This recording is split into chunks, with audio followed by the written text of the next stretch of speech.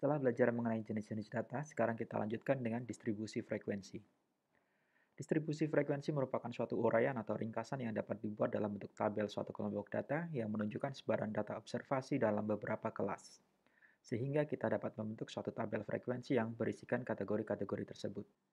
Sebagai contoh, kita punya data nilai mata kuliah statistika dari 30 siswa. Jika ingin membuat tabel frekuensi nilai tersebut dengan rentang nilai tertentu, kita dapat membuat tabelnya seperti berikut.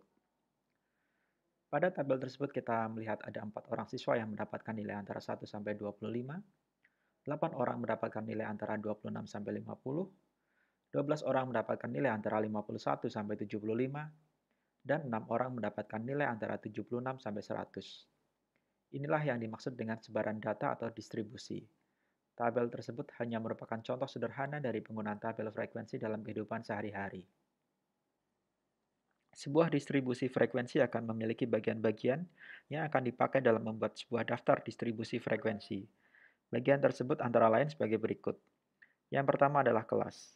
Kelas merupakan kelompok nilai data atau variabel dari suatu data acak. Dalam contoh di atas, kita mempunyai 4 kelas. Berikutnya adalah batas kelas. Batas kelas merupakan nilai yang berada pada tepi bawah atau tepi atas suatu kelompok atau kelas.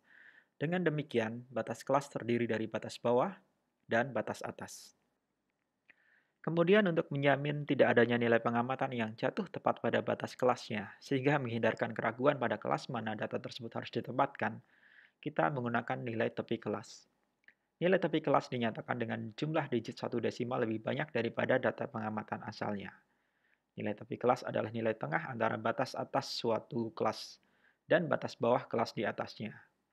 Contohnya jika batas atas kelas pertama adalah 25 dan batas bawah kelas berikutnya adalah 26, maka nilai tepi kelasnya adalah nilai tengah antara 25 dan 26, yaitu 25,5.